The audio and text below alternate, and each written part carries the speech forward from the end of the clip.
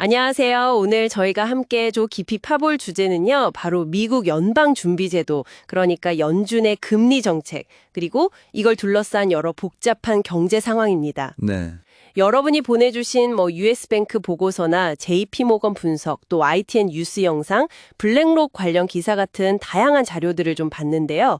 이걸 토대로 연준이 지금 어떤 고민을 하고 있는지, 또 시장은 어떻게 반응하는지 그 핵심을 좀 빠르게 짚어보려고 합니다. 네, 아주 중요한 시점이죠. 저희 목표는 이 복잡한 정보들 속에서 여러분이 가장 중요한 맥락, 그리고 통찰을 좀 쉽게 얻으시도록 돕는 겁니다.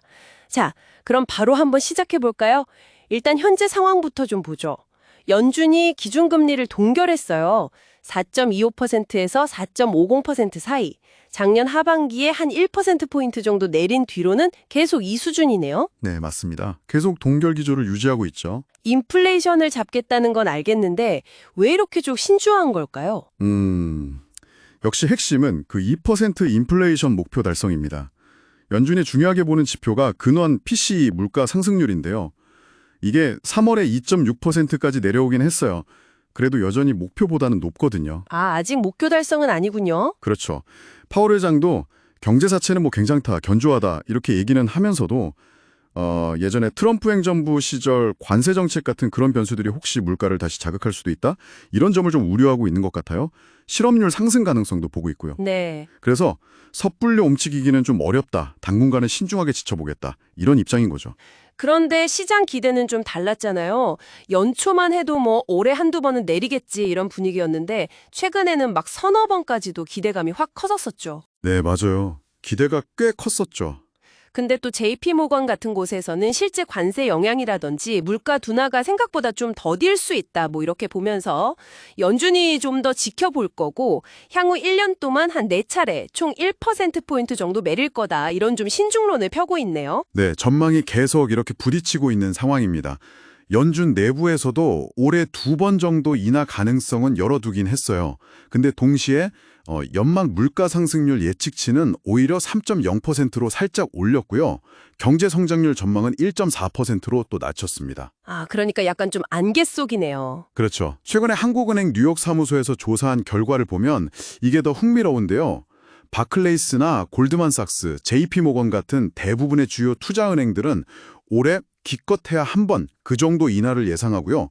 뱅크 오브 아메리카나 모건 스탠리 같은 곳은 아예 동결을 점치기도 합니다. 와, 정말 의견이 제각각이네요. 네, 정말 그렇죠. 이렇게 예측이 엇갈리는 불확실성 때문일까요? 시장, 특히 그 미국 국채 시장에서 좀 심상치 않은 움직임이 포착되고 있다는 얘기가 있어요. 셀 아메리카 이런 말까지 등장했던데 이게 구체적으로 어떤 현상인가요? 네, 그게 아주 중요한 포인트인데요. 미국의 정책 불확실성, 특히 이제 관세 문제라든가 재정 적자 우려 같은 것들이 커지면서요. 3월 이후로 해외 중앙은행들이 미국 국채를 계속 팔고 있다는 분석이 나왔어요. 팔고 있다고요? 네, 보통 안전자산으로 사지 않나요? 네, 보통은 달러 가치가 떨어지면 안전자산이 미 국채 매수가 늘어나는 게 일반적인데 지금은 정반대 현상이 벌어지고 있는 거죠. 상당히 이례적입니다. 이게 단순한 위험 회피 차원을 넘어서 달러 중심 자산에서 좀 벗어나려는 뭐랄까 구도적인 움직임일 수 있다. 이런 해석까지 나오고 있습니다. 와, 세계 최대 자산운용사라는 블랙록마저 미국 국채 대신에 이탈리아나 스페인 같은 유럽 채권에 눈을 돌리고 있다는 소식은 정말 놀라운데요. 네, 그렇죠. 상당히 의미심장한 움직임이죠. 캐나다 연기금이라든지 유럽의 아몬디 같은 아주 큰 손들도 미국 비중 축소를 고민하고 있다고 하고요. 맞습니다. 심지어 지난 2분기에는 미국 장기 채권 펀드에서 무려 110억 달러가 빠져나가면서 3년 동안 이어지던 자금 유입 추세가 끝났다는 보도까지 있었죠. 이게 그냥 단순한 포트폴리오 조정일까요? 아니면 뭔가 더 큰 변화의 시작을 알리는 걸까요? 일부 전문가들은 트럼프 전 대통령의 예측 불가능한 정책 리스크, 이런 것들 때문에 미국이 가장 안전한 투자처라는 그 지위 자체가 흔들릴 수 있다, 이렇게 경고하기도 합니다. 그럴 수도 있겠군요. 물론 반론도 있습니다. 현재 미국 10년물 국채금리가 한 4.6% 정도 되는데요.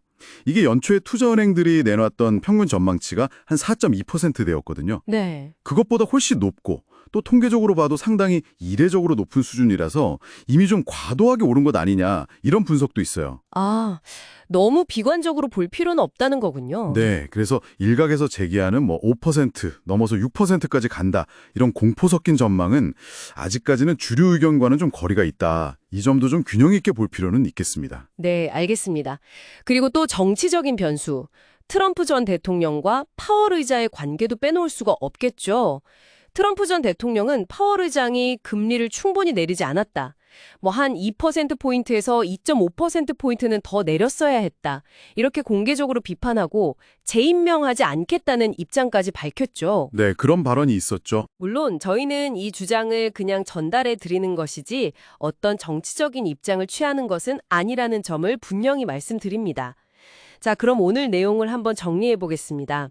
연준은 지금 좀 끈적한 인플레이션과 또 성장 둔화 가능성 사이에서 여기에 관세라는 어떤 정치적 변수까지 더해져서 정말 어려운 줄타기를 하고 있는 것 같습니다. 네, 정말 그렇죠. 여러모로 고인이 기풀갑니다. 시장은 여전히 금리 인하를 바라지만 그 시점이나 폭에 대해서는 의견이 정말 극명하게 갈리고 있고요.